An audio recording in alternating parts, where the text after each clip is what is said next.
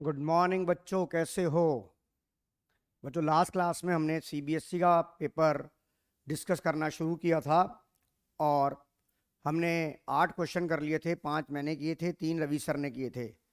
तो अब इसी पेपर को हम कंटिन्यू करते हैं और आशा करते हैं कि आपको ये वीडियो अच्छी लगेगी। और सभी सवाल मैं सीबीएसई का बड़ा धन्यवाद करना चाहता हूँ कि बहुत ही कॉन्सेप्चुअल पेपर सीबीएसई ने इस बार बच्चों के लिए इशू किया है, जो कि पूरा का पूरा कॉन्सेप्चुअल बेस है कि एक एक कॉन्सेप्ट को उन्होंने इस पूरे के पूरे 80 नंबर के पेपर में कवर कर दिया है। और इसी तरह का पेपर ही सैंपल पेपर के रूप में आना चाहिए, ताकि बच्चों को ये पता लगे कि उन्हें इन अगले 6 महीने के अंदर उन्होंने कैसे अपनी तैयारी करनी है। तो चलिए हम ज़्यादा टाइम ना खराब करते हुए अपना ये सेशन शुरू करते हैं और हम क्वेश्चन नंबर 9 को हम रीड करते हैं, जो आपकी स्क्रीन पर आ रहा है। देखिए ये क्वेश्चन क्या है। ये question basically read the following hypothetical situation, question number 9 and 10। यानी कि ये आपको एक क्वेश्चन दे रखा है और इसके अंदर क्या होगा, 9 और 10 दो क्वेश्चंस होंगे। यानी कि इसके जो सवाल है, इसके दो क्वेश्चंस नीचे लिखे हुए होंगे। आपको ये बताना है उसमें क्या पूछा गया है और क्या आंसर उसका राइट है। तो पहले सवाल को रीड कर लेते हैं, फिर डिस्कस करेंगे, फिर इस सवाल को हल करेंगे। आइए। Puneet and Raju are partner in a clay toys making firm. Their capital were rupees 5 lakh, 10 lakh respectively. The firm allowed Puneet to get a commission of 10% on सबसे पहला key terms, 10% of the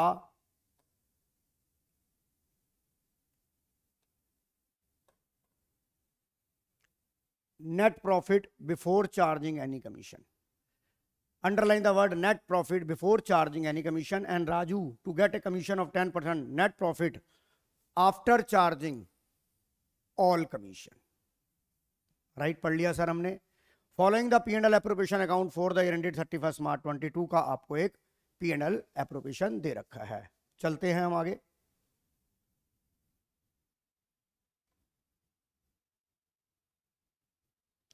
ये हमें एक complete P&L appropriation दे रखा है। अब मुझे answers को कैसे करना है, मुझे कैसे अपना ये आंसर निकालना है, इसके पीछे मेरे को हिंट दे रखा है। देखिए आपको कुछ मिसिंग इंफॉर्मेशन दे रखी है। हाँ सर दे रखी है। सिर्फ मुझे एक ही अवेलेबल इंफॉर्मेशन है, दैट इज 44,000, दैट इज 44,000। और वो किसकी है? पुनीत कैपिटल की क्या है? कमीशन है।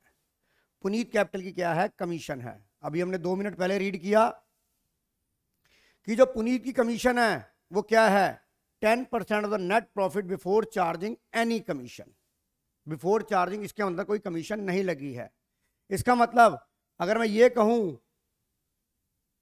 कि ये जो 44,000 है ये आपके 10% ऑफ नेट प्रॉफिट के बराबर है कि नहीं है?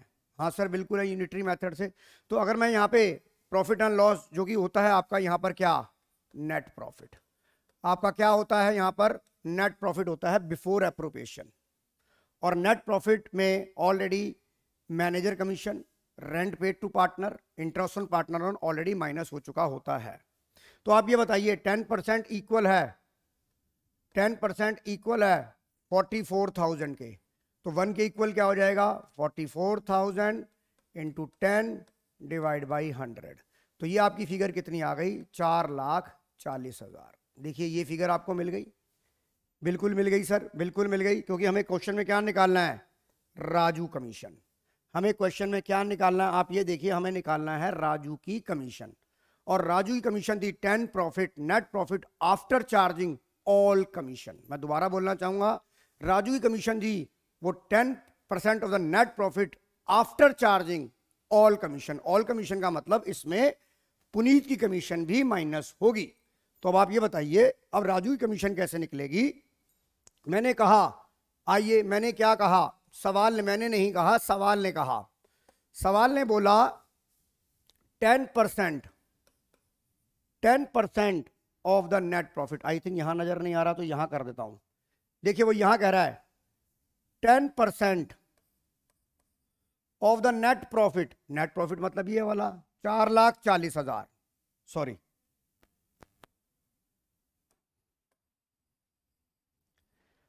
सॉरी मैं एक मिनट आपको दोबारा से बताना चाहूंगा। 10% of the net profit after charging such commission. तो आपको पता है आफ्टर चार्जिंग सच कमीशन का फार्मूला क्या होता है? Net profit before commission into rate upon 100 plus rate. तो यहां क्या होगा? 10 बाई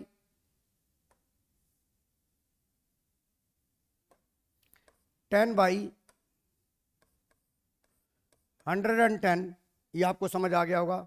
नेट प्रॉफिट 4,40,000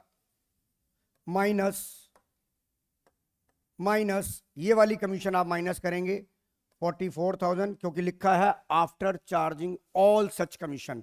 ऑल के अंदर पुनीत की कमीशन भी आ जाएगी। तो ये कितना हो गया? 10 बाई 110 इंटू 3,96,000। जीरो से जीरो कट गई, 11 तिया 33, 11 छिक 66। तो देखिए आपके ऑप्शन में कहीं 36,000 है क्या राजू की कमीशन? चेक कर लेते हैं हम। ए में तो नहीं है, बी में तो नहीं है। Yes, the option is C. The option is C. बेटा कमेंट बॉक्स में बताते रहिएगा कि आपको सवाल समझ आया कि नहीं आया। Next, the Puneet share of profit. Puneet share of profit निकालना है, और मुझे पुनीत शेयर ऑफ प्रॉफिट तब तक नहीं मिल सकता जब तक मुझे डिविजल प्रॉफिट नहीं मिल जाएगा। जब तक मुझे डिविजल प्रॉफिट नहीं मिल जाएगा, तो चलते हैं हम आगे सवाल की तरफ। मुझे डिविजल प्रॉफिट नहीं मिल जाएगा, तो मैंने यहां पर, मुझे अब राजू की कमीशन पता लग गई, दैट इज 36,000। अब 440 के अंदर मैं ये दोनों आइटम में 80,000 रुपये में माइनस कर दूंगा, तो मेरा जो आंसर आएगा वो आएगा 3,60,000 आंसर आएगा। और 3,60,000 को मैं रेशो में डिवाइड करूंगा, और इस सवाल में मुझे रेशो नहीं दी हुई। If the question is silent about the profit sharing ratio, then always assume that the partners are equal share of profit. Equal share of profit. तो इसका कितना हो गया पुनीत का? 1,80,000, 1,80,000। तो आपका देखिए आंसर आ गया। तो चेक करते हैं हम। 1,80,000 ऑप्शन नंबर ए। बच्चों एक बात मैं आपको और बताना चाहूंगा, मैं किसी भी किताब की प्रमोशन नहीं करता। आपने देखा होगा टर्म 1 में मैंने आपके साथ मेहनत करी, और आपने भी मेहनत करी, और आपका बहुत अच्छा रिजल्ट आया, मुझे बड़ी खुशी हुई। इस तरह के सवाल मैक्सिमम जो इस सीबीएसई के पेपर में डिस्कस कर रखे हैं, जैसे कि क्वेश्चन नंबर डिबेंचर का, यानी कि गाड़ी रिवर्स चल रही है। आप मेरी लास्ट वीडियो देखिए टर्म 1 के अंदर, जो कि पब्लिकली है। आजकल सीबीएसई के एग्जामिनर जो आ रहे हैं क्वेश्चन, वो रिवर्स मोड पे आ रहे हैं, यानी कि सीधा सीधा सवाल पूछने का अब फैशन आउट हो गया है। धीरे धीरे अपडेशन होती जा रही है, और अच्छी अपडेशन हो रही है। इससे बच्चे का जो माइंड जो है बहुत ज़्यादा शार्प हो जाएगा, और उसे समझना आ जाएगा कि अकाउंट्स को पढ़ा कैसे जाता है। रेक्टिफिकेशन वाले स्टूडेंट जो हैं उनके लिए थोड़ी सी मुश्किल होगी, बट अगर वो मैक्सिमम क्वेश्चंस की प्रैक्टिस करना चाहते हैं, इस टाइप के क्वेश्चंस की, तो वो ultimate book of accountancy market से परचेज कर ले, और देखिए उसके अंदर इस तरह के कितने सवाल दे रखे हैं आपको, जिससे आपका कॉन्फिडेंस बूस्ट होगा, और आपको लगेगा कि मैं पेपर 3 घंटे का पेपर मैं 2.5 घंटे में कर लूँगा। आप एक बार मेरी बात मान के देखिए, बाकी कॉल आपकी है। मैं किसी किताब के लिए ये नहीं कह रहा, सारी किताबें अच्छी हैं, पर ज़्यादा प्रैक्टिस की अगर क्वेश्चंस करने हैं, तो अल्टीमेट बुक अकाउंटेंसी की बुक आप तीनों पार्ट ले लीजिए, और फिर मुझे आप फीडबैक दीजिए कि क्या मैंने आपको जो बोला वो सच बोला या गलत बोला। और आपका फीडबैक को मैं वेलकम करता हूं कि क्या मेरी ऑब्जर्वेशन आपकी ऑब्जर्वेशन के साथ मैच करती है या नहीं करती है। तो चलिए हम अगले क्वेश्चन पे चलते हैं। Question number 11, choose the correct sequence of the following transaction the contest of division of profit. Guarantee, guarantee, transfer, transfer. अब देखिए सीक्वेंस के क्वेश्चंस के लिए भी आपको कॉन्सेप्ट के साथ साथ आपको पाथ पता होना चाहिए। सर क्या मतलब? आपको रास्ता पता होना चाहिए कि सीधा रास्ता क्या है, पहले क्या आएगा। जैसे मैं अगर आपको ये बोलूं कि मुझे दिल्ली से अगर चंडीगढ़ जाना है, तो दिल्ली के बाद पहला स्टॉपेज सोनीपत आएगा, सोनीपत के बाद पानीपत आएगा, मैं मेजर सिटीज के नाम ले रहा हूं, फिर करनाल आएगा, फिर अंबाला आएगा, फिर चंडीगढ़ आ जाएगा। ये सीक्वेंस बन रही है। तो सीक्वेंस का सवाल समझने का मतलब समझ गए आप, कि पहले क्या, फिर उसके बाद क्या, फिर उसके बाद क्या, फिर उसके बाद क्या। जिंदगी के अंदर क्या होता है, पहले बचपन आता है, फिर जवानी आती है, फिर बुढ़ापा आता है और फिर मृत्यु हो जाती है। ये हमारे जीवन का चक्र है, ये हमारे जीवन की सीक्वेंस है। अकाउंटिंग में सीक्वेंस क्या है? पहले जर्नल बनती है, फिर लेजर बनता है, फिर ट्रायल बैलेंस बनता है, फिर फाइनेंशियल स्टेटमेंट बनती है, फिर उसको एनालिसिस किया जाता है। तो ये सीक्वेंस है कि नहीं है? तो इसी हिसाब से इस सवाल को सीक्वेंस का मैं मतलब समझाना चाहता था, मेरा और कोई उद्देश्य नहीं था, मोटिव नहीं था, ताकि आपको एक सवाल को पढ़ने का एक तरीका आना चाहिए कि पहले क्या होता है। Choose the correct sequence of the transaction, the content of division of profit. सबसे पहली बात, आप सब लोगों ने पढ़ा हुआ है और इसमें 4 ऑप्शंस है, guarantee by partner, guarantee, transfer, guarantee. मैंने आपको एक चीज बताई थी कि गारंटी के सवाल में पहले ये मानो गारंटी तो है ही नहीं, तो इसका मतलब गारंटी तो फर्स्ट सीक्वेंस में आ ही नहीं सकती। गारंटी का क्वेश्चन आप करते हो, पहले हम ये मान के करते हैं कि गारंटी नाम की कोई चीज ही नहीं है। तो ये बताइए, गारंटी इन तीनों में ये गारंटी जहां वर्ड लिखा है वो फर्स्ट सीक्वेंस में हो ही नहीं सकता। सबसे पहले आप क्या करते हो? जो नेट प्रॉफिट से प्रॉफिट एंड लॉस एप्रोप्रिएशन में प्रॉफिट ट्रांसफर होता है, पहले आप उसे कंसीडर करते हो। तो बताइए, इस ऑप्शन में ऑप्शन नंबर 1 आपकी ये बनेगी कि नहीं बनेगी? बनेगी सर, बिल्कुल बनेगी, बिल्कुल बनेगी। अब आ जाओ बाकी 3 की आइटमों में। बाकी 3 आइटमें भी देखिए, कितनी बार सीबीएसई ने सवाल पूछा। देखिए, आपने भी सवाल कर रखे होंगे, ऐसी बात नहीं है कि आपने नहीं। मैं आपको सिर्फ आपकी शक्तियां याद दिला रहा हूं, जो आपके अंदर, माइंड के अंदर शक्ति है कि आपने ये सवाल कर रखा है, पर आपको याद नहीं आ रहा कि इस सवाल में उसको कैसे कोरिलेट करना है। देखिए, आपने सीबीएसई का पीछे 1 साल पहले क्वेश्चन आया, उसके बाद ये क्वेश्चन एनसीईआरटी में भी है, ये क्वेश्चन मेजर ऑथर्स की बुक्स में भी है, अल्टीमेट बुक ऑफ अकाउंटेंसी में भी है, एक क्वेश्चन जय विजय का आया, एक क्वेश्चन 3 चार्टर्ड अकाउंटेंट का था, जिसमें गारंटी 2 तरह की थी। एक तो पहले फर्म ने पार्टनर को दे रखी थी और दूसरी पार्टनर ने फर्म को दे रखी थी। हाँ सर, करा था सवाल, जय विजय वाला भी सवाल किया था और 3 चार्टर्ड अकाउंटेंट वाला भी सवाल किया था। तो पहले ये बताइए, पहले पार्टनर ने जो फर्म को गारंटी दी है वो लेनी चाहिए या जो फर्म ने पार्टनर को गारंटी दी है वो लेनी चाहिए? सर क्या मतलब, समझ नहीं आया। आप ये बताइए, मैं आपको लॉजिक बताना चाहूंगा। पहले जो पार्टनर ने फर्म को गारंटी दी है वो लेनी चाहिए। क्यों? अगर जो पार्टनर ने प्रॉफिट ये बोला कि मैं इतनी फीस कमा कर दूंगा, अगर वो उसने उतनी फीस कमा कर नहीं दी, तो इसका मतलब उसका जो P&L एप्रोप्रिएशन में जो प्रॉफिट था वो कम था। तो पहले आप उसे कहेंगे भैया तू पहले ला कर दे, ताकि हम तीनों में बांट सकें, हम सभी पार्टनर में बांट सकें। तेरी जो डेफिशिएंसी है पहले लेकर आ तू। तो इसका मतलब क्या होगा? पहले क्या होगा? गारंटी, पहला क्या होगा? Guarantee by partner to firm, यानी कि पहला तो ये हो गया। सॉरी, दूसरे नंबर पे क्या आएगा? अरे एक मिनट सर, मैं यहां गलत लिख गया। यानी कि पहले क्या आएगा? ये वाला पहले आएगा, सॉरी ये वाला आएगा पहले ऑप्शन नंबर आएगी 3rd। फिर उसके बाद क्या आएगी? Guarantee by partner to the firm. Firm को जो गारंटी दी गई है पहले वो ली जाएगी। उसके बाद guarantee by firm to partner, guarantee by firm to partner, फिर आप डिविजल प्रॉफिट से निकालते हो। और उसके बाद जो डेफिशिएंसी आती है उसको आप सेटल करते हो कैपिटल अकाउंट में डेबिट करके। तो आंसर होगा 3, 2, 1 एंड 4। देखिए, मैं आपके साथ कोशिश कर रहा हूं कि मैं पूरी की पूरी ढंग से आपके साथ डिस्कशन कर सकूं। चाहे नंबर 1 है, टाइम आज मैं लगा दूंगा, पर अगर मैंने आपके कॉन्सेप्ट स्ट्रॉन्ग कर दिए तो फटाफट आपका क्वेश्चन पेपर में वहां क्वेश्चंस हो जाएंगे। तो चलिए आगे चलते हैं हम। Question number 12। देखिए बेटा, मैंने आपको एमसीक्यू की एक वीडियो भेजी थी जो टारगेट टर्म 1 पर बेस्ड थी। भर भर के सवाल थे ऐसे। इस टाइप के सवालों को देखो मैं कितना जल्दी करता हूं, और मैंने आपको एक शॉर्ट ट्रिक बताई थी। आइए सवाल को पढ़ते हैं।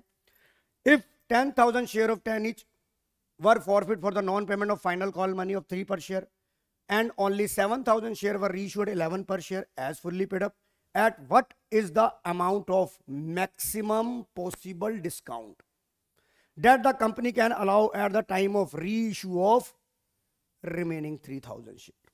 सबसे पहले मैंने आपको बताया था कि एग्जामिनर की सबसे हॉट केक आइटम है, एक तो मैक्सिमम डिस्काउंट और एक मिनिमम प्राइस।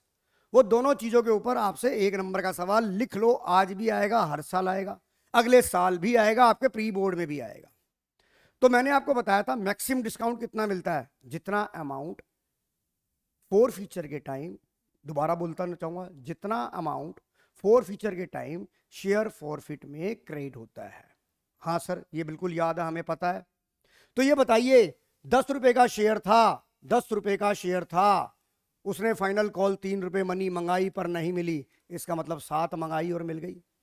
इसका मतलब 7 रुपए मंगाई और मिल गई, यही तो पैसा शेयर फॉरफिट में जाता है, यही तो पैसा शेयर फॉरफिट में जाता है। तो इसका मतलब आप मैक्सिमम डिस्काउंट, पॉसिबल डिस्काउंट कितना दे सकते हो, 7 रुपए का दे सकते हो। और आपने कितने शेयर इशू करने हैं, 3000। तो बताइए 3000 इंटू 7 रुपए, आपका 21,000 आ गया कि नहीं आ गया, आपका 21,000 आ गया कि नहीं आ गया, बताओ। 1 मिनट में मैंने ट्रिक से निकाल दिया। 3 एंट्रियां बनाओगे, कंफ्यूज होगे कि मैं सवाल को शुरू कहां से करूं। कारण यही है कि आपके कॉन्सेप्ट की प्रैक्टिस आप इतनी नहीं करते हो। आपको आता है, मैं ये नहीं कह रहा कि आपको नहीं आता, आपको सभी बच्चों को बहुत अच्छे से आता है। पर कहते हैं ना, जैसे एक एग्जांपल देना चाहूंगा कि अगर मुझे कहा जाए कि 100 किलो की बोरी उठानी है, तो मैं कभी इधर से पकड़ूंगा, कभी उधर से पकड़ूंगा, मेरे से बोरी उठाई नहीं जाएगी। बट जो बोरी उठाने वाला लेबर है, उसका एक तरीका स्टाइल से बोरी उठाने का, और वो झट दिनी झटका मारता है और अपने कंधे पे लेके बोरी को ले जाता है। क्या उसमें हमारे से ज्यादा जान है, जबकि वो हमसे कम खाता है, हमसे कम पीता है। तो यही चीज जो है हमारी पढ़ाई में भी लागू होती है कि कई जगह शॉर्ट ट्रिक्स, शॉर्ट मेथड लगाने पड़ते हैं। आपको उसके लिए कॉन्सेप्ट की नॉलेज होनी चाहिए, और मैं आपके कॉन्सेप्ट इंप्रूव करने की कोशिश कर रहा हूं। तो बच्चों बताइएगा कि आपको ये वीडियो अच्छी लगी और एंड तक देखते रहिएगा। आइए, ये भी हो गया सवाल।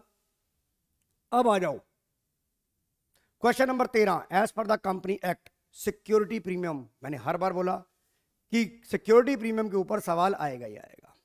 अब सबसे पहले जैसे ही सिक्योरिटी प्रीमियम का सवाल आए, सबसे पहले आपके दिमाग में 5 बातें आ जानी चाहिए। देखिए, मैं आपको साथ साथ रिवीजन भी करा रहा हूं। Number 1, utilisation of security premium, reserve की जगह अब हो गया है security premium account. Security premium account, the utilisation of security premium account, the first is issue of fully paid up bonus share, not partly. Second, buyback of own share. Third, writing of preliminary expenses, writing of underwriting commission, discount on issue of debenture, provide premium on redemption of debenture. तो देखते हैं हम सवाल में। पहले मेरे को ये माइंड में मेरी बातें आ गई। अगर ये बातें मेरी माइंड में पहले ऑलरेडी एग्जिस्ट होंगी तो मेरा क्वेश्चन बहुत जल्दी हो जाएगा।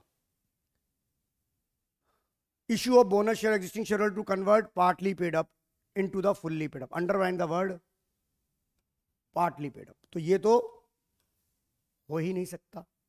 Providing premium on payable redemption, ये हो सकता है।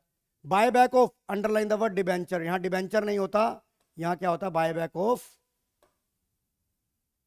shares। और writing of preliminary expenses होता है, capitalized expenditure का word वहां नहीं दिया, तो ये भी नहीं हो सकता।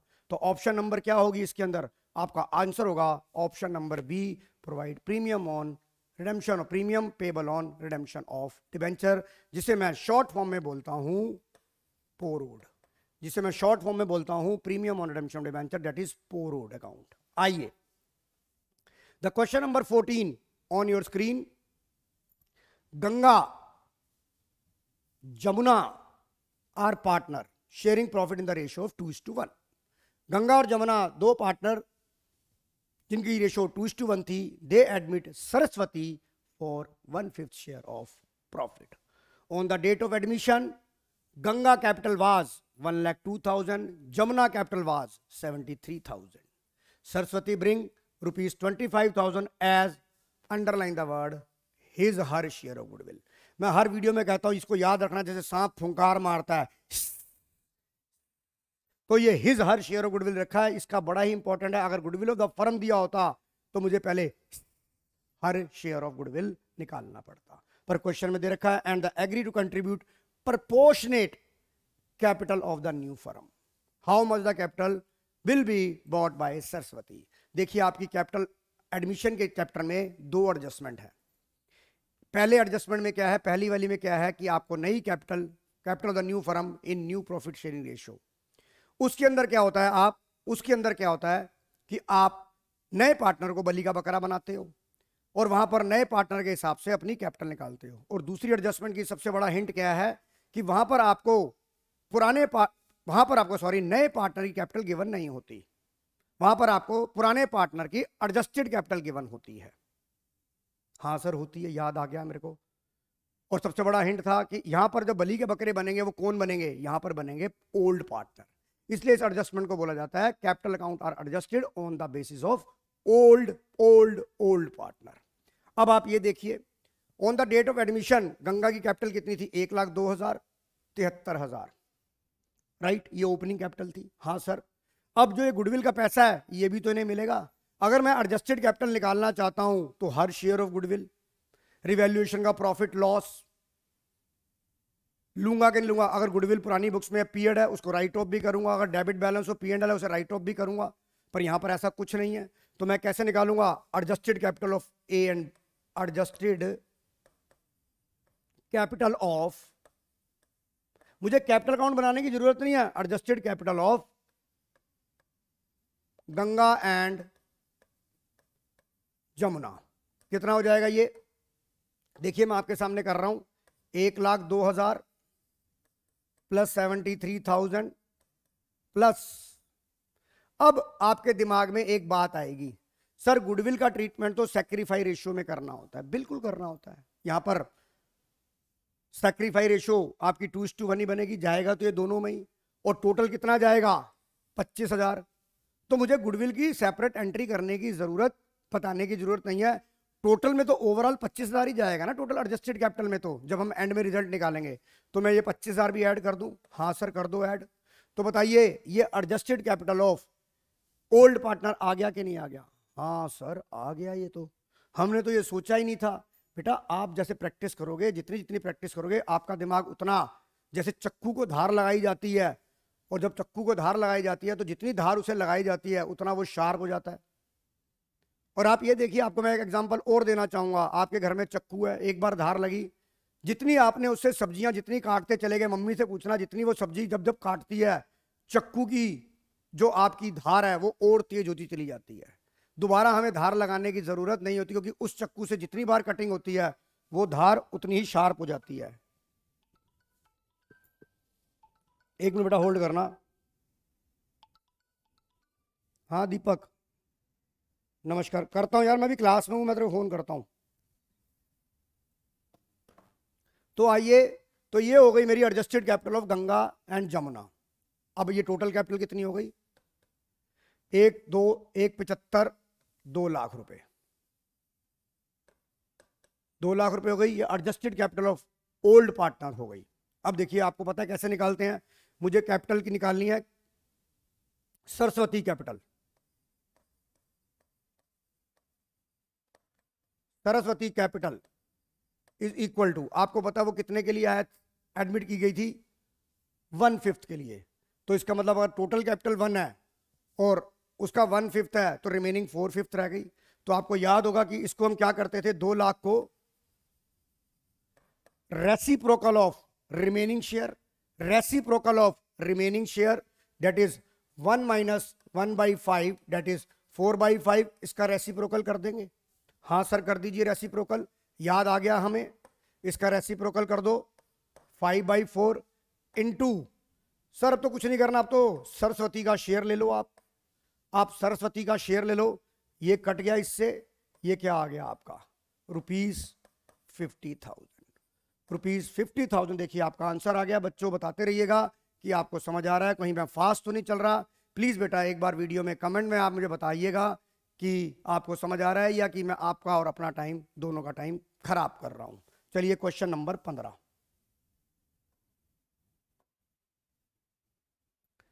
Green and orange are partner, green draw a fix amount at the beginning of every month. Green ने fix amount draw, fix amount beginning of every month. यहां पर मेरे को ये बात तो पता लग गई कि जहां ड्राइंग सिमिट्री होती है, सेम ड्राइंग सेम डेट पे निकलती है, वहां पर हम शॉर्टकट मेथड लगाते हैं। और जहां पर different date of different amount होता है वहां हम प्रोडक्ट मेथड लगाते हैं। मैं आपको रिकॉल कराता चला जाऊंगा हर चीज। प्रोडक्ट मेथड में आपका इंटरेस्ट ऑन ड्राइंग का फॉर्मूला होता है total product into rate by 100 into 1/12, और शॉर्टकट में आपका फॉर्मूला होता है interest on drawing is equal to total drawing into rate by 100 into m/12, और वहां पर आप m निकालते हो। m is equal to time left after first drawing plus time left after last drawing divide by 2। तो इस question को भी देखते हैं। Interest on drawing is charge 8% per annum at the end of the year. Interest on Green drawing, यानी कि आपको interest given है, आईओडी आपको गिवन है। What is the monthly drawing of Green work? अपना फार्मूला लगाइए। Interest on drawing is equal to, मैं आपको फार्मूला भी सिखा देता हूं, हालांकि पेपर में नहीं करना है पर आपको इस टाइम रिकॉल कराना है मुझे। Interest on drawing is equal to total drawing. बेटा मेरी वीडियो थोड़ी लंबी हो जाती है पर आपके कॉन्सेप्ट अच्छे कर देगी। तो ये बताइए इंटरेस्ट ऑन ड्राइंग आपको गिवन है 2600 रुपए। मुझे टोटल ड्राइंग मुझे क्या निकालनी है? Underline the word monthly drawing, और पूरे साल ड्राइंग निकाली है। तो मेरी टोटल ड्राइंग कितनी हो जाएगी? अगर मैं मंथली ड्राइंग को x मान लेता हूं तो x/12, हाँ सर हो जाएगी। रेट क्या था? 8%, हाँ सर हो जाएगी। सर ये बिगिनिंग ऑफ ईच मंथ है, मैंने तो रट्टा लगा रखा है। बिगिनिंग ऑफ एवरी मंथ में 6.5, मिड ऑफ एवरी मंथ में 6, एंड ऑफ एवरी मंथ में 5.5, और अगर क्वार्टर की बात आई तो beginning of every quarter 7.5, mid of every quarter 6 और एंड ऑफ एवरी क्वार्टर 4.5। मैं तो रट्टा लगा रखा है, मैं तो फटाफट करूंगा, मुझे इतने सोचने का टाइम वहां नहीं है। पर अगर आपको कोई क्रिटिकल सिचुएशन आ जाएगी तो आपको वहां पर m निकालना पड़ेगा। सिंपल केस में तो यहां आपका रट्टाफिकेशन चल जाएगा, पर अगर एग्जामिनर ने आपको 9 महीने के हिसाब से एवरेज पीरियड निकालने के लिए दे दिया तो वहां, चलो मैं उस बात के लिए डिस्कस नहीं कर रहा, मैं इसी सवाल को कर रहा हूं। कंफ्यूज हो जाओगे तो अपने m, आपने पहली ड्राइंग कब निकाली? 1 अप्रैल को, यहां m भी निकालना सिखाऊंगा। लास्ट ड्राइंग आपने कब निकाली? 1 मार्च को। बुक्स कब बंद हो रही हैं? 31 मार्च को। यहां से 12, यहां से 1, 12 + 1 divide by 2, 13 divide by 2 that is 6.5 divide by 12। हो गया सर ये? हाँ जी। ये देखिए ये 0 कट गई, मैं कहता हूं यहां आ गया 5, एकम 5, 5 तिया 15, 5 दूनी 10, ये आ गया 24। 8 से इसको डिवाइड कर दिया, 8 तिया 24, 3 चौक 12, तो ये आपका आ गया 2600 इज इक्वल टू 52x। और 2600, अरे 100 भी तो था ये। चलिए मैं यहां पर 2600 इंटू 100 कर देता हूं जो डिनोमिनेटर में था। 2600 इंटू 100 डिवाइड बाई 52, तो 52, तो बेटा ये रुपीज आ गया आपका 5000 रुपीज। मंथली ड्राइंग आ गई। The option number D, the option number D. अब मैं आपको यहां एक बात बताऊंगा। मान लीजिए आपने मंथली ड्राइंग नहीं पढ़ा, आपने टोटल ड्राइंग ले लिया। देखिए एग्जामिनर ने टोटल ड्राइंग का भी आंसर दे रखा है 60,000 रुपए, और आप जल्दबाजी में 60,000 को भी टिक करोगे, तो बी केयरफुल। आपको क्वेश्चंस को रीड बड़े अच्छे से करना है, उसके की टर्म्स को पेंसिल से अंडरलाइन करना है कि क्या क्या बात इसके अंदर मुझे सोचनी है। तो चलिए अगले सवाल की तरफ चलते हैं।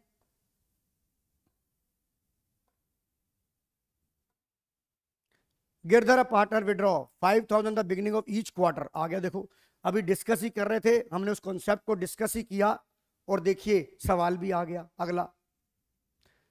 Each quarter, underline the word beginning of each quarter. Sir मैं बताता हूं इसका क्या होगा, 7.5 मंथ होगा। And the interest on drawing calculated as 1500 at the end of accounting year 31 March. What is the rate? ओहो, इसमें पूछ लिया रेट, आर पूछ लिया इसमें। तो तरीका वही है, interest on drawing 1500, total drawing आपने 5000। अब यहां पर एक बात याद रखना, एक साल में कितने क्वार्टर होते हैं ये पता होना चाहिए। मजाक की बात नहीं कर रहा। मैंने एक बच्चे से पूछा कि बेटा एक साल में कितने क्वार्टर होते हैं, वो कहता सर 3 क्वार्टर होते हैं। मैंने कहा कैसे? कह रहा सर एक विस्की की बोतल के अंदर 3 क्वार्टर होते हैं तो साल में भी 3 क्वार्टर है। उसने अपना ये लॉजिक लगा रखा था कि एक विस्की की बोतल में 3 क्वार्टर से एक बोतल बन जाती है तो 3 क्वार्टर से एक साल बन जाएगा। तो बताइए, ऐसे ऐसे बच्चे एग्जाम्पल अपने दिमाग में रखते हैं। तो मैं उनसे ये कहूँगा कि बेटा ये एक मजाक की बात है, कॉन्सेप्चुअल ये नहीं है, आप करके देखिए। आप उनको फिर समझाया जाता है, फिर कराया जाता है कि एक साल में 4 क्वार्टर होते हैं और एक क्वार्टर आपका 3 महीने का होता है। एक क्वार्टर कोविड के टाइम पे बच्चों की हालत जो है, मैं डिस्करेज नहीं कर रहा, कैलकुलेशन 0 हो चुकी है। आपको ज़्यादा से ज़्यादा प्रैक्टिस करनी है। और सीबीएसई ने जो ये पेपर आपको 6 महीने पहले इसीलिए दे दिया है कि आपको ये अलर्ट कर सके कि बेटा हल्के में मत लेना, मेरे को हल्के में मत लेना, अपनी तैयारी अच्छे से कर लेना। हल्के में लोगे तो तुम्हारा ही नुकसान होगा, क्योंकि नॉर्मली सीबीएसई जो पेपर सैंपल पेपर इशू करती थी वो दिसंबर में इशू करती थी, यानी कि आपके प्री बोर्ड के बाद। बट इस साल उन्होंने सितंबर में ही 15 सितंबर को ही आपका पेपर इशू कर दिया, इसलिए कि आपको अलर्ट किया जा सके कि बेटे अपनी तैयारियां, बच्चों तैयारियां कर लो, तरीके से तैयारियां कर लो। फिर बाद में मत कहना कि ट्यूशन टीचर ने नहीं कराया, स्कूल टीचर ने नहीं कराया, या सीबीएसई ने हमें इस बात का हिंट ही नहीं दिया कि इस तरह के क्वेश्चंस भी हम पूछ सकते हैं। तो चलिए, गाड़ी रिवर्स चल रही है और रिवर्स गाड़ी के मैक्सिमम क्वेश्चन आपको अल्टीमेट बुक अकाउंटेंसी में मिल जाएंगे। 1500 इंटू आपकी ड्राइंग कितनी हो जाएगी, 5000 इंटू 4 इंटू आर आपको निकालना है, इंटू आपका जो बिगिनिंग ऑफ ईच क्वार्टर था उसमें था 7.5 डिवाइड बाई 12। आप इसे कैलकुलेट करिए बेटा, बताइए कितना कैलकुलेट करके आ रहा है। कोई बच्चा मुझे बताएगा कितना कैलकुलेट करके आ रहा है?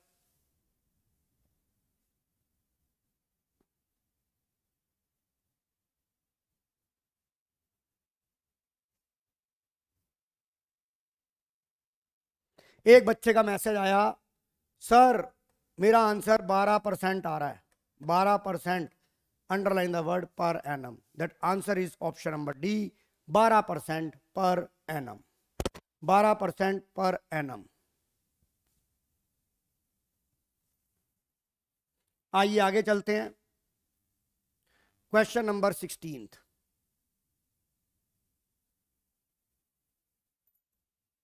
पढ़िए आप सवाल को।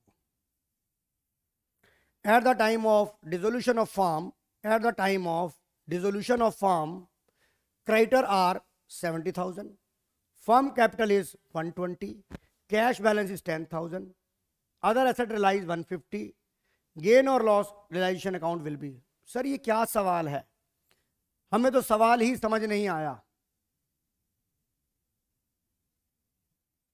सवाल आपको इसलिए समझ नहीं आया क्योंकि ये सवाल आपने करा ही नहीं होगा। सर मुझे नहीं पता, ट्यूशन टीचर ने कराया, इस तरह का सवाल तो मैंने नहीं देखा और ना ही मेरे पेपर में आया। तो बेटा ये सवाल जो है, डिसोल्यूशन के अंदर एक कॉन्सेप्ट है, that is memorandum balance sheet. और कई टीचरों का फोन भी आता है, मैसेज आता है कि क्या memorandum of balance sheet dissolution of firm, dissolution of partnership firm में सिलेबस में है? तो मेरा आंसर होता है यस है, वहां डिलीटेड नहीं है। हाँ वो सिंपल सवाल पूछेगा तो this question based on memorandum. Sir क्या मतलब? हमें ये मतलब समझ नहीं आया, आप ही बता दीजिए, हमें तो पढ़ता नहीं है। मुझे आप ये बताइए, जब भी आपने डिसोल्यूशन का सवाल किया, या तो आपसे जर्नल एंट्री पूछी गई, हाँ सर बिल्कुल, या आपसे रियलाइजेशन अकाउंट या लेजर पूछ, रियलाइजेशन अकाउंट, कैपिटल अकाउंट और बैंक अकाउंट पूछा गया, हाँ सर बिल्कुल पूछा गया। तो आपको याद होना चाहिए कि आपको सवाल में गिवन क्या होता था। सर गिवन क्या होता था? बैलेंस शीट गिवन होती थी मेरे को। मुझे क्या गिवन होती थी? बैलेंस शीट गिवन होती थी।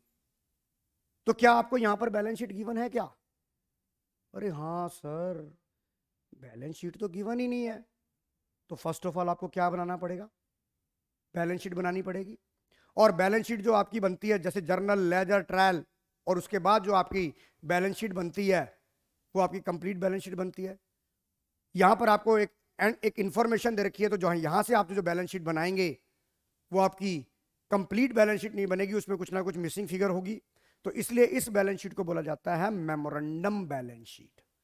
क्या बोला जाता है? Memorandum balance sheet. जैसे आप शेयर कैपिटल के केस में, शेयर के केस में आप शेयर कैपिटल निकालते हैं तो आप एक आइटम निकालते हैं, तो वहां आप क्या लिखते हो, extract balance sheet. Extract balance sheet, हर चीज का अपना एक नाम दिया गया है अकाउंटेंसी के अंदर, और इन्हीं छोटी छोटी बारीकियों के, जिनके 100 नंबर आते हैं, इन्हीं छोटी छोटी बारीकियों के नंबर कट जाते हैं और वो 100 से वंचित हो जाते हैं, उनके कुछ नंबर 99 आ जाते हैं। तो आपको मैंने हमेशा बोला कि आपने रॉ का एजेंट बनना है, आगे पीछे ऊपर नीचे दाएं बाएं सब जगह देखना है और तब अपने आंसर्स को सॉल्व करना है। अगर आप सभी, अब आप कहोगे सर कि आगे देखेंगे पीछे देखेंगे ऊपर देखेंगे जब तक तो सवाल ही खत्म हो जाएगा। तो बेटा आपको प्रैक्टिस करनी है ना इस बात की कि आपके फटाफट दिमाग के जो साइकिल्स हैं वो चलते जाएंगे जैसे गाड़ी की स्पीड चलती है। तो देखिए इसमें मैं क्या बनाऊंगा, मुझे चाहिए गेन और लॉस रियलाइजेशन। जब तक मुझे बैलेंस शीट नहीं मिलेगी, मेरे को ये पता है कि एसेट रियलाइज हो गई 1.5 लाख की, पर भाई थी कितने की, मेरी बुक्स में इसकी बुक वैल्यू कितनी थी, ये मुझे पता है क्या? नहीं सर ये भी नहीं पता। तो बताइए अब बैलेंस शीट बनानी पड़ेगी या नहीं पड़ेगी? That balance sheet called memorandum balance sheet. आइए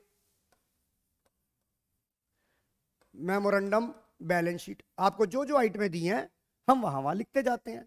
हमें दिया हुआ है क्रेडिटर 70,000, ये लीजिए क्रेडिटर 70,000 लिख दिया मैंने। यहां मैंने फर्म की कैपिटल लिख दी, सर फर्म की कैपिटल दे रखी है 1,20,000, हाँ सर ये भी लिख दी। यहां पर मुझे कैश बैलेंस दे रखा है, कैश कितना दिया हुआ है 10,000 रुपए, ये भी दे दिया। तो बताइए यहां क्या आपकी बैलेंस शीट मैच कर रही है? यहां पर आपकी क्या आपकी बैलेंस शीट मैच कर रही है? ये कितना आ गया 1 लाख,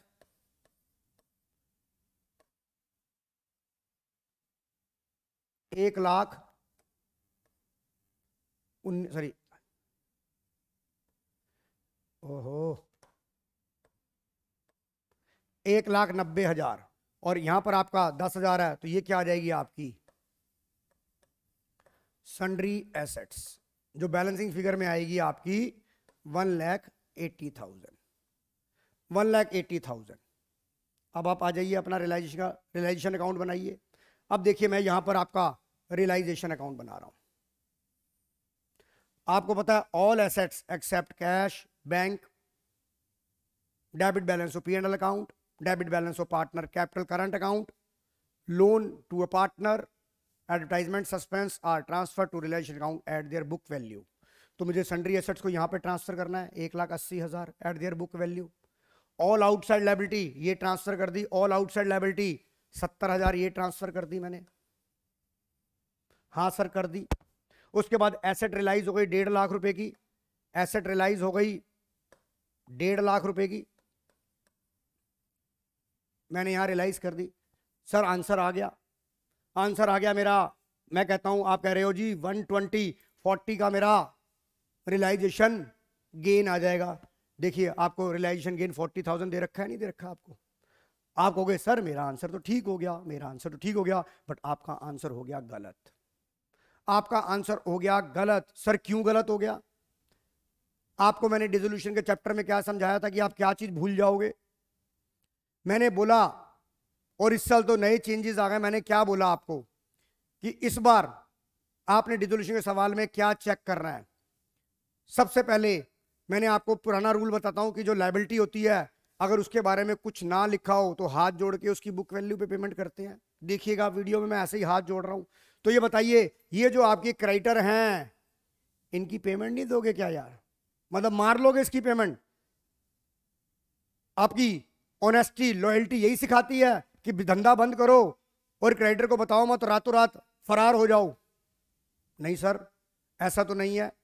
तो बताइए इस क्रेडिटर की पेमेंट होगी कि नहीं होगी? हाँ सर होगी, बिल्कुल होगी, बिल्कुल होगी, बिल्कुल होगी। ये लीजिए 70,000 की पेमेंट मैंने दे दी, ये मैंने चेक कर लिया, हाँ सर चेक कर लिया। अब आप देखो जो एसेट रियलाइज हुई वो तो हो गई, अब आपका काम खत्म। अब देखिए आप, अब क्या आ रहा है, यहां आ गया 250, यहां आ गया 220। तो ये बताइए अब आपका लॉस कितना आ गया?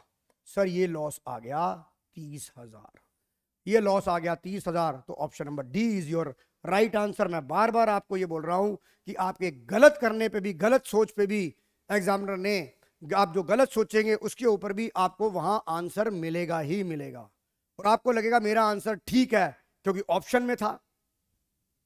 तो ध्यान से करिएगा बच्चों, बहुत ध्यान से करिएगा, कॉन्सेप्चुअल करिएगा। बहुत ही बढ़िया पेपर इस बार सीबीएसई ने इशू किया।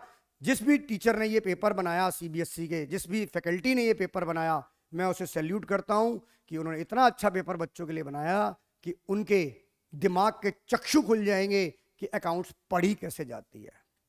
मुश्किल नहीं है, कॉन्सेप्चुअल बेस्ड क्वेश्चंस हैं। इसी तरह आपको, मेरे को अदर सब्जेक्ट का नहीं पता, अदर सब्जेक्ट के पेपर भी ऐसे ही इशू हुए होंगे, चाहे वो मैथ्स का हो, चाहे वो बीएसटी का हो, चाहे वो इको का हो। प्लीज आप बेटा मुझे बताइएगा कि बाकी पेपरों में भी आपको कैसा मजा आया। चलिए क्वेश्चन नंबर 17 पे चलते हैं हम।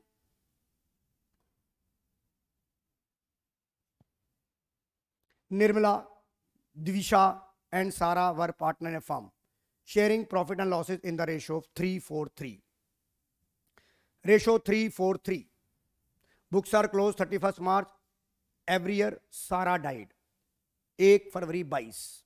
देखिए, आपको याद होगा जब भी मैं आपको रिटायरमेंट और डेथ का सवाल कराता हूं तो मैं आपको दो बातें, डेथ के केस में 3 बातें आपको बोलता हूं मैं। नंबर 1, किस पार्टनर की डेथ हुई, नंबर 2, कब डेथ हुई, और नंबर 3, आपकी लास्ट बुक्स कब कंप्लीट हुई थी। ये 3 मार्कर का सवाल है। तो देखिए मैं कर रहा हूं, मैं यहां पे बोर्ड पे लेके जा रहा हूं। निर्मला, द्विशा, सारा। निर्मला, द्विशा, सारा। रेशो 3 की 3:4:3। सारा डाइड हो गई 3 4 7।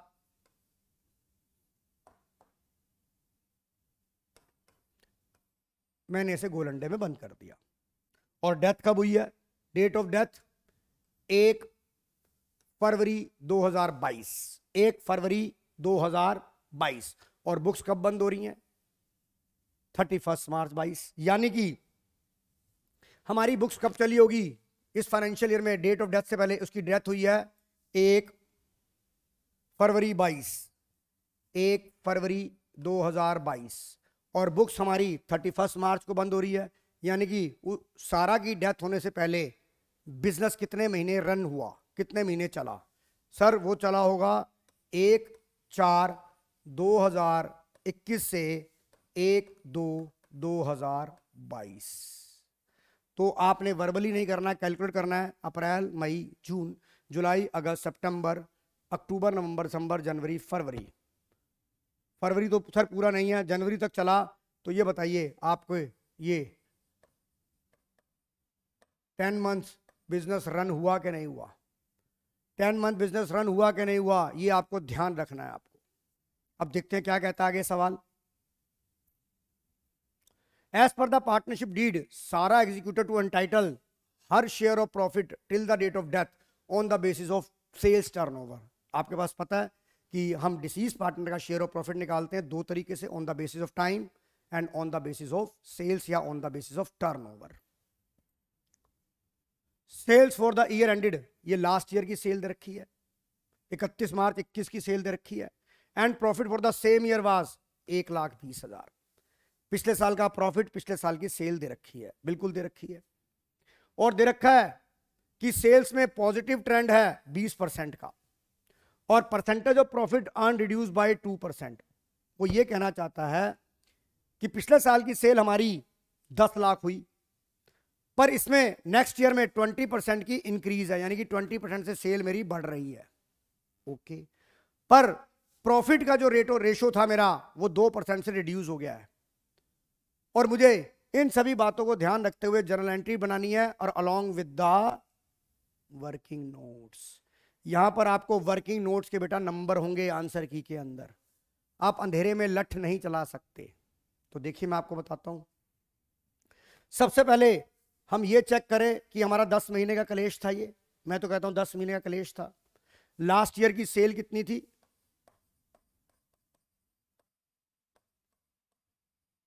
लास्ट ईयर की सेल थी 10 लाख रुपए, और लास्ट ईयर का प्रॉफिट क्या था?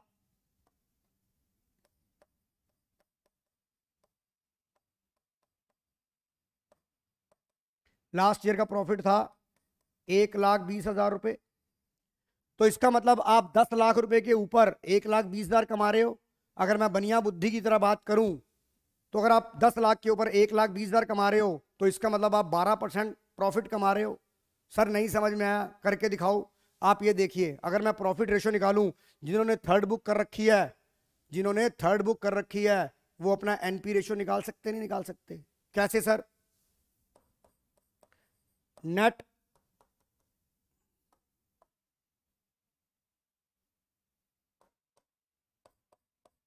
NP ratio is equal to 1,20,000 divide by 10 lakh into में 100। मेरा 12% के हिसाब से प्रॉफिट आ गया कि नहीं आ गया? देखिए मेरा लास्ट ईयर का प्रॉफिट रेशो पता लग गया कि पिछले साल मैं अपनी सेल पे 12% कमा रहा था। हाँ सर कमा रहा था, ये रेशो पता लग गई। अब मुझे क्या निकालना है? अब मुझे क्या निकालना है? मुझे चाहिए क्या चाहिए sir? Sales till the date of death, कि पिछले 10 महीने के दौरान बिजनेस ने कितनी सेल करी। पिछले 10 महीने के दौरान during the last 10 month business की सेल कितनी थी। मुझे तो लास्ट ईयर की सेल पता है, date is 10 lakh.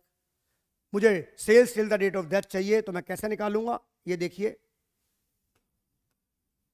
Sales till the date of death, यानी कि फ्रॉम 1/4/21 से 1/2/22, यानी कि 10 महीने की सेल्स चाहिए। 10 महीने की सेल चाहिए। मैंने लास्ट ईयर कितनी सेल की थी बेटा?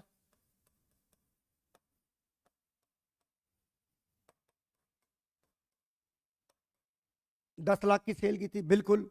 इसके अंदर इंक्रीज कितनी थी? 20% इंक्रीज थी। सवाल ने बोला, हाँ सर बोला। तो ये बताइए 20% ऑफ 10 लाख, मेरी इस साल सेल कितनी होनी चाहिए? अगर 20% का इजाफा या इंक्रीज हो जाता है, 12 लाख रुपए फुल ईयर सेल होनी चाहिए थी।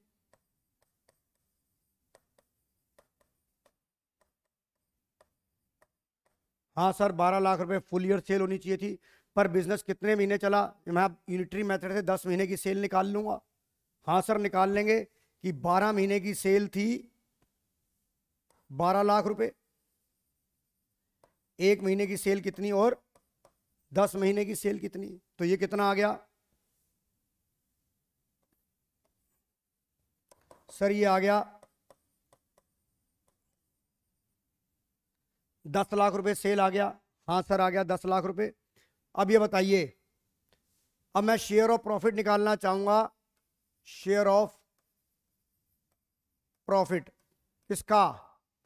तारा का। आपकी sale till the date of death कितनी हुई? Sale till the date of death कितनी हो गई sir? Sale till the date of death हुई आपकी 10 लाख रुपए की सेल हुई आपकी।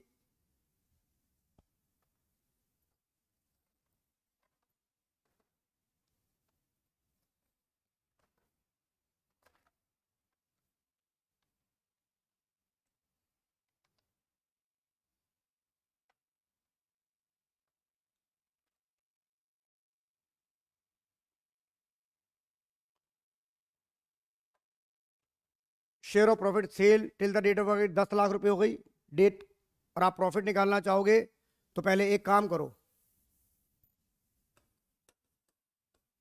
Firm sales till the date of death ₹10 lakh, और आपकी प्रॉफिट जो रेशो थी वो अब कितनी हो गई? 12 से 2% घट गई, 10% रह गई। तो इसका मतलब फर्म का प्रॉफिट कितना हो गया? फर्म का प्रॉफिट हो गया 10 लाख का 10%, डेट इज 1 लाख। अब सारा शेयर ऑफ प्रॉफिट निकाल लो। अब सारा शेयर ऑफ प्रॉफिट निकाल लो। 1,00,000 इंटू 3/10 डेट इज ₹30,000। देखिए ये आपका working note share of profit, सारा शेयर ऑफ प्रॉफिट आ गया कि नहीं आ गया? हाँ सर आ गया। और आपकी जनरल एंट्री क्या बनती है? जनरल करते वक्त आप एक बात ध्यान रखेंगे बेटा कि आपको डेट ऑफ डेथ लिखनी है।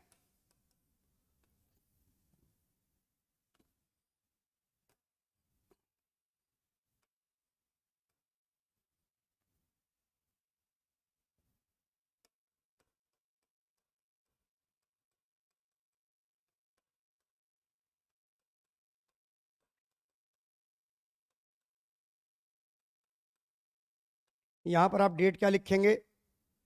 1/2/2022। और देखिए आपको इस सवाल के अंदर नई रेशो गिवन नहीं है, तो आपको पता डिसीज पार्टनर का शेयर ऑफ प्रॉफिट है तो उसकी जनरल एंट्री बनती है profit and loss suspense. Profit and loss suspense account debit to Sara capital account. Profit and loss suspense account debit to Sara capital account. तो देखिए एंट्री कर रहा हूं प्रॉफिट एंड लॉस। वर्ड ये बहुत लिखना बहुत जरूरी है, नहीं तो बेटा एग्जामिनर नंबर काट लेते हैं। Suspense account debit to Sara capital account 30,000 30,000 being deceased partner share of profit credit to deceased partner capital account। इसे आप कॉपी कर लीजिए बेटा, आपको मैं टाइम दे रहा हूं। ये वर्किंग नोट कॉपी कर लीजिए यहां से।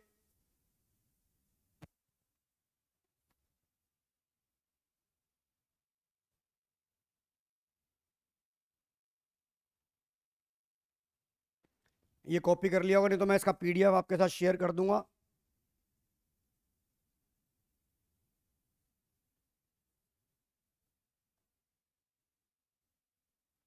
चलिए आगे अगले सवाल पे चलते हैं।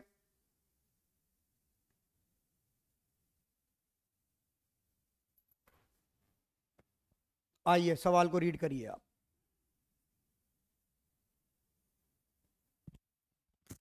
आइए आप सवाल को रीड करिए।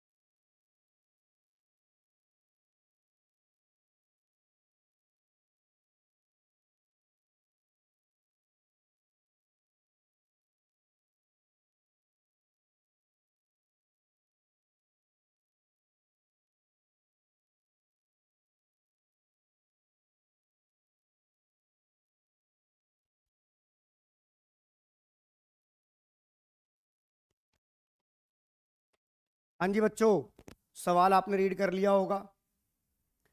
अमय अनमोल Rohan enter partnership on 1 July.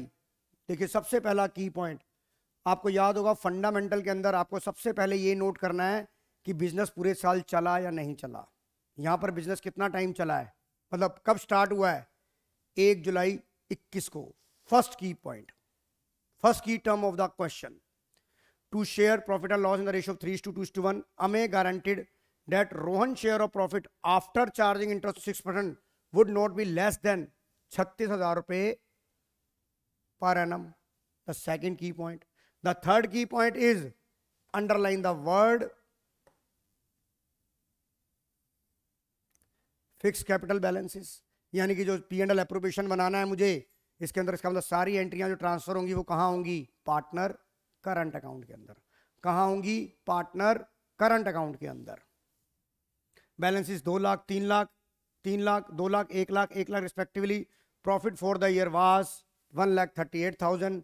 Prepare P&L appropriation account, prepare P&L appropriation account. आप इस सवाल में एक चीज चेक करिए कि खाली आपको इंटरेस्ट ऑन कैपिटल के बारे में दे रखा है, ना कोई पार्टनर की सैलरी है, ना IOD है, ना पार्टनर की कमीशन है, ना कोई जनरल रिजर्व है। तो इस क्वेश्चन के अंदर एक बात मेरे को थोड़ा स्ट्राइक हुआ होगा कि यार कुछ ना कुछ सवाल में गड़बड़ होनी चाहिए। इतना आसान सवाल एग्जामिनर कैसे दे सकता है? सर क्या गड़बड़ होगी, मुझे क्या देखना चाहिए यहां पर जैसे ये सिचुएशन आ जाए? तो आपको याद होगा, मैं अब इंटरेस्ट ऑन कैपिटल के बारे में आपको सारे फंडे रिकैल कराता हूं। In case of loss no IOC allow, sir loss तो नहीं है। In case of profit, in case of profit adequate profit में full IOC allowed. In case of full IOC allowed, मैं जरा चेक कर लेता हूं मेरी टोटल कैपिटल कितनी थी, 2 लाख जमा 1 लाख जमा 1 लाख, आपकी 4 लाख कैपिटल थी। 2 3 4, 4 लाख कैपिटल थी। 2 लाख, 3 लाख, 4 लाख, 4 लाख कैपिटल थी। हाँ सर ये भी हो जाएगा, फुल IOC अलाउ हो जाएगा। अब अवेलेबल प्रॉफिट है मेरे पास, ओके।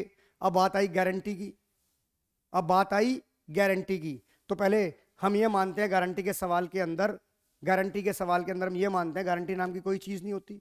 तो पहले चलिए मैं अपना P&L एप्रोप्रिएशन अकाउंट बनाऊं। चलिए मैं बनाता हूं P&L एप्रोप्रिएशन, क्योंकि यहां पर 4 लाख के ऊपर जितना मर्जी हो जाए, प्रॉफिट तो 138 था, फुल IOC अलाउ हो जाएगा, नहीं तो मुझे चेक करना पड़ता। आइए मैं बना रहा हूं question number 18, profit and loss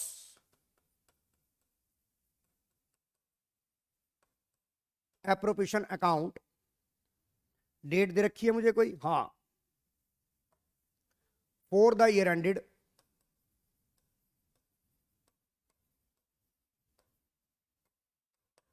31 March 2022।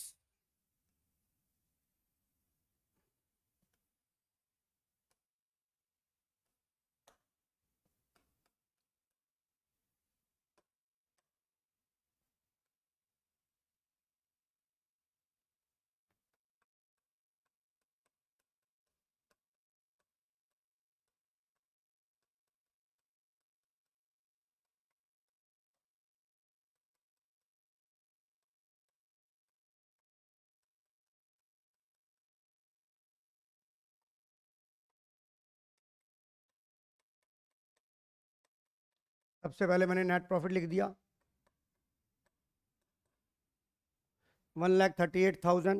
अब बच्चों आप गलती क्या करोगे, आप गलती ये करोगे कि आप 2 लाख रुपए के ऊपर 6% सीधा 12,000 रुपए इंटरेस्ट ऑन कैपिटल कर दोगे। बताओ आपके दिमाग में बात आ रही थी नहीं आ रही थी? आप पूरे साल का IOC दे जाते हो, मैंने जितनी भी कॉमर्सली कॉपियां चेक करते हो, 1-2 बच्चे होते हैं जो ढंग से सवाल को पढ़ते हैं कि यहां पर 6% पर एनम के लिखा और आपने 2 लाख के ऊपर 6% पूरा दे दिया, पूरा दे दिया, जबकि आपका बिजनेस कब स्टार्ट हुआ था, 1 जुलाई 2021 को।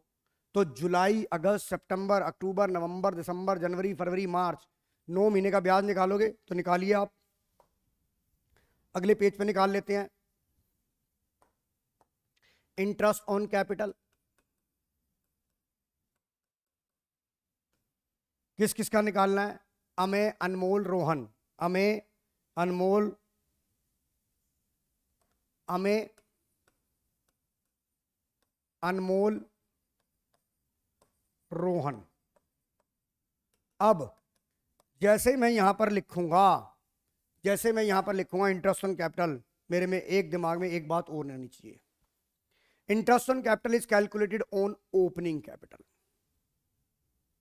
If the opening capital is not given, if the closing capital is given, then first we calculate opening capital by the following formula: capital at the end, add drawing, less profit। ये formula use करते हो। हाँ sir, अब मुझे क्या पता कि ये जो कैपिटल है 2 लाख, 1 लाख, 1 लाख रिस्पेक्टिवली दे रखी है, ये ओपनिंग है या क्लोजिंग है? तो बच्चों आपको यहां कीवर्ड दिया है फिक्स कैपिटल, यहां पर कीवर्ड दिया है फिक्स कैपिटल, और फिक्स कैपिटल के केस में ओपनिंग और closing both are same, unless until if additional capital introduce या drawing out of capital। मैं आपको एक सवाल में, चाहे मेरे को टाइम ज्यादा लगे, मैं आपके सारे कॉन्सेप्ट्स को एक बार में आपके दिमाग के अंदर पूरे का पूरा रोटेशन दे दूंगा मैं। तो बताइए, यहां पर ना कोई एडिशनल कैपिटल है, ना कोई ड्राइंग आउट ऑफ कैपिटल है, तो बताइए ओपनिंग और क्लोजिंग बोथ आर सेम होगी कि नहीं होगी? हाँ सर होगी।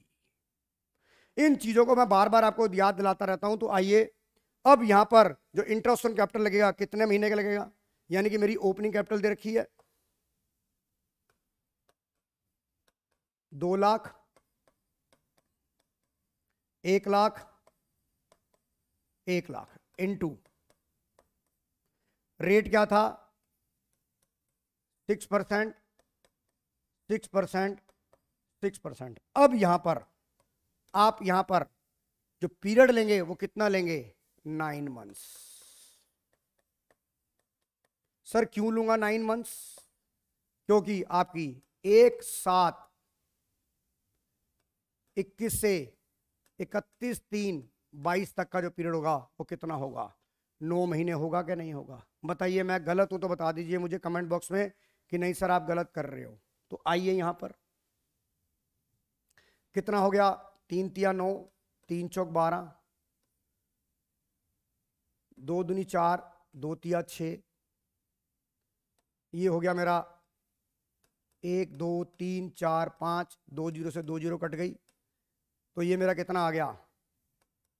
सर ये आ गया, अगर 9,000, तो देखिए ये तो इसका आधा आधा है, मुझे कैलकुलेशन करने की जरूरत ही नहीं है। तो ये कितना हो जाएगा? 4500, 4500। तो बताइए ये आईओसी आ गया कि नहीं आ गया? हाँ सर आ गया आईओसी। अब मैं अपने पी एंड एल एप्रोप्रिएशन यहां पे क्या लिखूंगा? To interest on capital account. अब जैसे मैं यहां पर अमे लिखूंगा, अमे लिखूंगा, मेरा हाथ रुक जाना चाहिए। जैसे ही मैं यहां पर अमे लिखूंगा, मेरा हाथ रुक जाना चाहिए। मुझे यहां सोचना है कि मैं कैपिटल अकाउंट लिखूं या करंट अकाउंट लिखूं। सर करंट लिखो, करंट फटाफट लिखो सर, टाइम मत खराब करो, क्योंकि फिक्स कैपिटल मेथड था, हमने पहले ही पढ़ लिया था। Very good, very very good. अमे current account, Anmol Rohan current account, Anmol current account 9,000, 45, Sohan current account 45। हाँ सर ये हो गया। अब देखिए इसके बाद हमारी कहानी शुरू होती है यहां।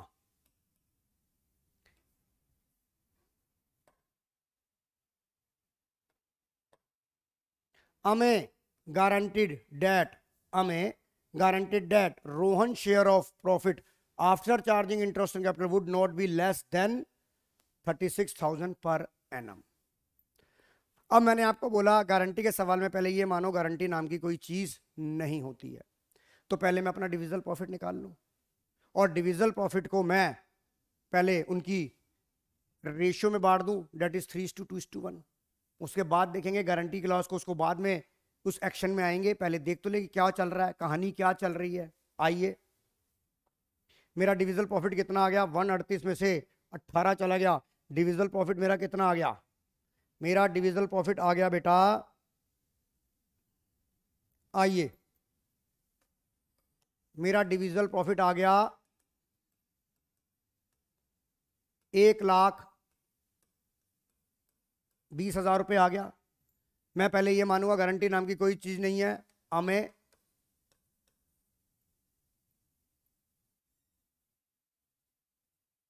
हमें अनमोल और सोहन, मैंने 1,20,000 को डिवाइड करा, रेशो क्या थी मेरी 3:2:1, 3/6, 2/6, 1/6। ये आ गया आपका 20,000, ये आपका आ गया 40,000, ये आपका आ गया 60,000। हाँ सर ये आ गया, पर हमने जो गारंटी दे रखी थी वो 36,000 की आई है। तो आप कहोगे सर डेफिशिएंसी हो गई मेरी सोहन को। अमे ने किसको गारंटी दी थी? अमे ने रोहन को गारंटी, तीसरे का नाम रोहन था बेटा, यहां पर सोहन नहीं था, रोहन, यहां पर रोहन था। अमे ने, दोबारा बोलना चाहूंगा, अमे ने रोहन को गारंटी दी थी कि तेरा प्रॉफिट 36,000 रुपये पर एनम से कम नहीं होना चाहिए। तो आप यहां कहोगे सर डेफिशिएंसी आएगी, सर डेफिशिएंसी आएगी 36,000 minus 20,000, that is 16,000, that is 16,000। तो मैं कहूंगा ये डेफिशिएंसी हो गई आपकी गलत। सर क्यों गलत हो गई? क्यों गलत हो गई? क्या गुनाह कर दिया हमने? तो बेटा एक चीज बताओ, यहां पर क्या लिखा है? यहां पर क्या लिखा है? 36,000 पर एनम। पूरे साल अगर बिजनेस रन होगा तो तुझे मिनिमम, सोहन को, रोहन को बोला गया 36,000 रुपये मिलेंगे, पर यहां बिजनेस चला कितना है? बिजनेस चला ही 9 महीने है। बिजनेस कितना चला है? बिजनेस 9 महीने चला है। बिजनेस 9 महीने चलाओगे, गारंटी साल भर की दे दोगे क्या? कोई थोड़ा सा खोपड़ा दिमाग भी लगाओ, कॉमन सेंस लगाओ, अकाउंट्स को छोड़ो। जब 9 महीने काम करोगे तो 9 महीने की तनख्वाह मिलेगी या साल भर की तनख्वाह मिल जाएगी? हाँ सर ये बात तो ठीक है। तो गारंटी भी फिर आपने यहां पर एनम वर्ड लिखा है, अगर ये पर एनम वर्ड नहीं लिखा होता तो हम कहते हैं कि ठीक है पर एनम लिखा 36,000 16,000 डेफिशिएंसी, पर यहां पर एनम लिखा है तो यहां पर अब आपको यूनिटरी मेथड से 9 मंथ्स की गारंटी निकालनी पड़ेगी। तो गारंटीड प्रॉफिट कितना होगा? अब गारंटीड प्रॉफिट कितना होगा इधर देखिए, Rohan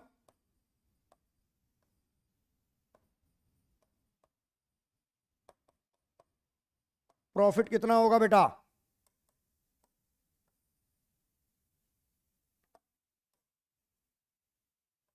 $36,000 divide by 12 into 9 months.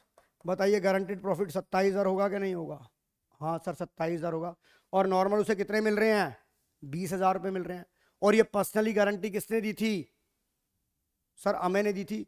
तो बताइए मैं अमे के 7,000 रुपये घटा दूं इसके से और इसमें 7,000 जोड़ दूं, तो ये बताइए आपका ये फाइनल आंसर आ गया कि नहीं आ गया? कितना आ गया फाइनल आंसर? डेट इज 53,000, 40,000 और 27,000।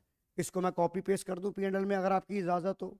हाँ सर कर दो कॉपी पेस्ट, कर दो कॉपी पेस्ट, हमारी आज्ञा है, आदेश है आपको कि जल्दी से कॉपी पेस्ट करो और अगले सवाल पे चलो।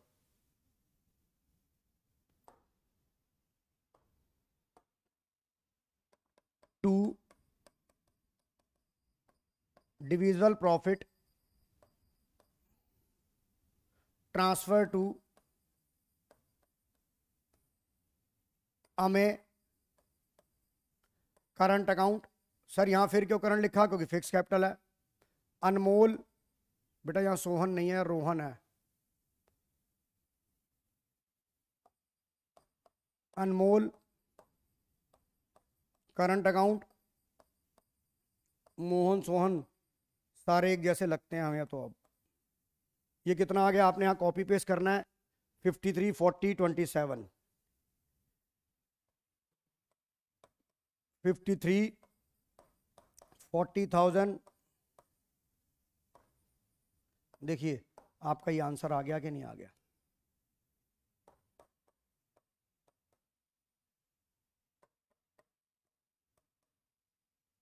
आप इसे नोट करिए बेटा।